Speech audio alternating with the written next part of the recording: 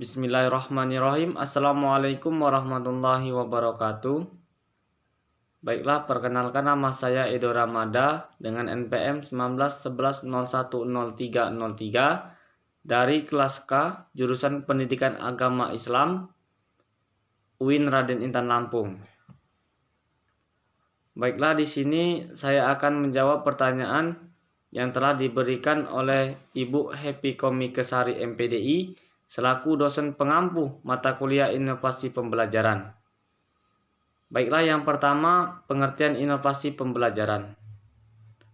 Menurut AKABI tahun 2002, inovasi dalam pendidikan adalah suatu perubahan yang terencana pada aspek tujuan pendidikan, program, kebijakan, atau metode untuk meningkatkan kinerja pendidikan.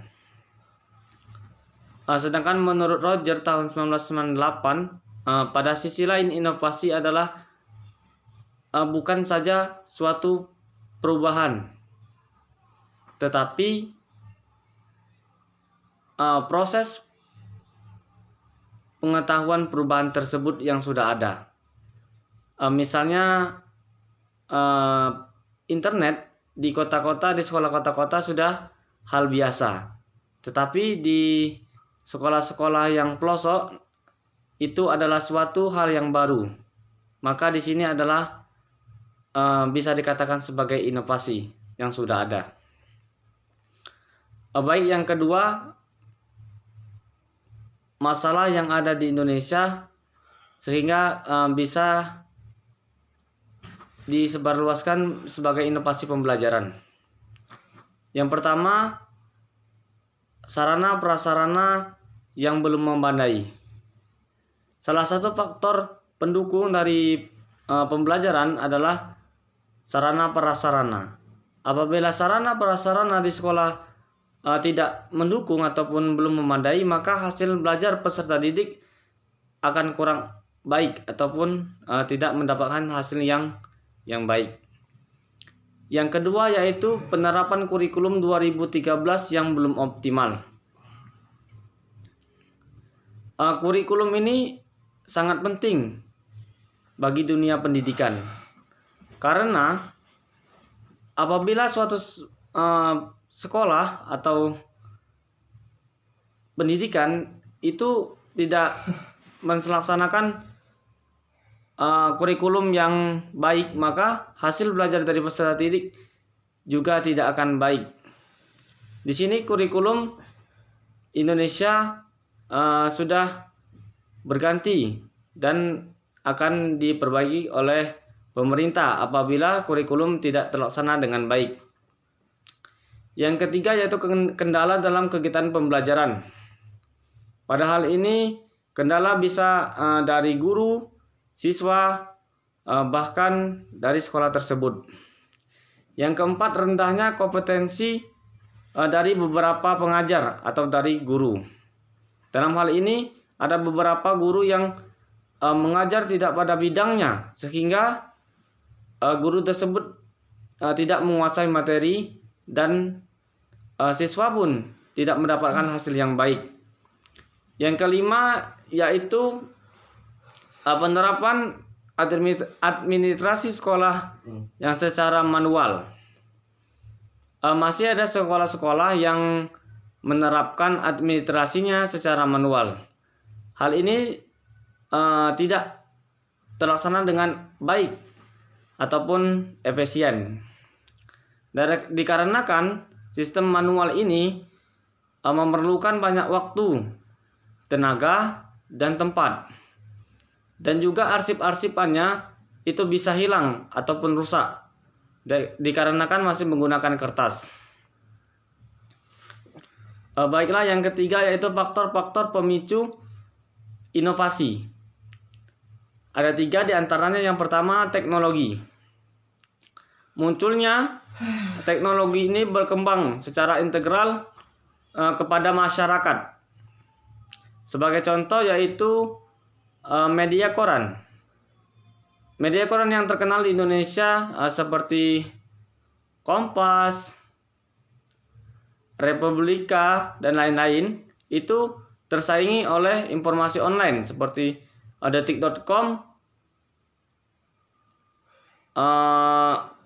Okezone, dan lain sebagainya. Dan juga masyarakat sudah memiliki atau menggunakan gadget untuk media komunikasi, sehingga apa yang akan dicari pemerintah, apa yang akan dicari masyarakat, informasi-informasi itu akan lebih mudah diketahui ataupun didapat dari internet tersebut ataupun teknologi. Yang kedua yaitu tantangan dari pesaing. Pada tahun 2013 pemerintah sudah menyelenggarakan atau menerbitkan rintisan sekolah-sekolah yang bertahap internasional.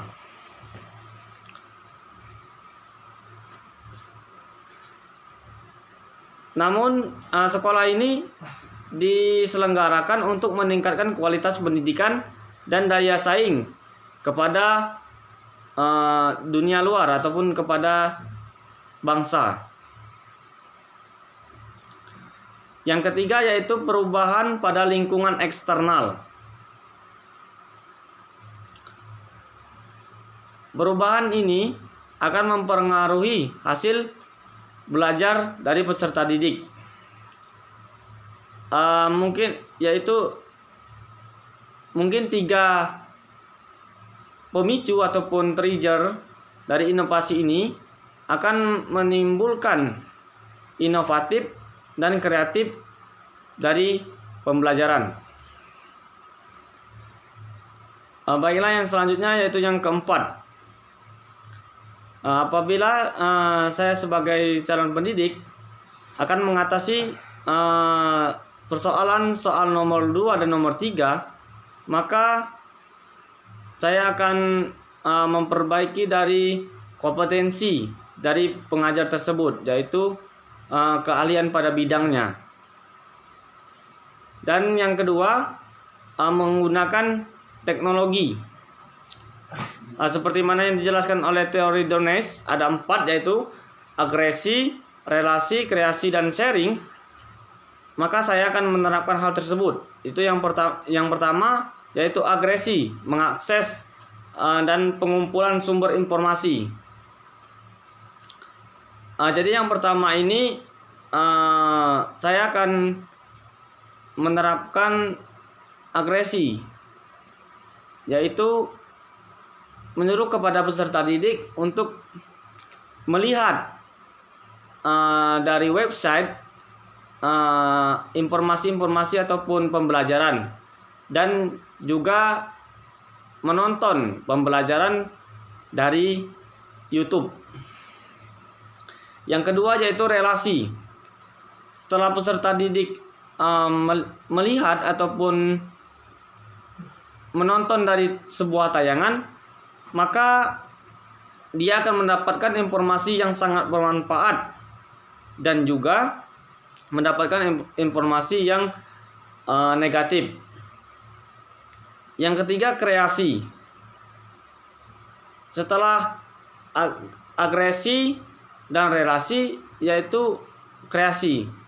Jadi yang selanjutnya ini peserta didik bisa menandai laman-laman internet seperti Yahoo, YouTube, dan lain sebagainya. Dan yang terakhir, yang keempat, sharing, yaitu berbagi informasi. Dan pada tahap ini peserta didik juga mampu, apabila telah menguasai ketiga tersebut, maka peserta didik mampu untuk membagi informasi ataupun bertukar informasi. Bisa dari blog, tulisan-tulisan, ataupun dari YouTube, yaitu bisa video pembelajaran ataupun informasi-informasi terkait dari pendidikan. Mungkin cukup dari saya. Apabila terdapat kesalahan saya mohon maaf, kepada Allah saya mohon ampun. Saya akhiri, wabillahi taufiq wal hidayah. Wassalamualaikum warahmatullahi wabarakatuh.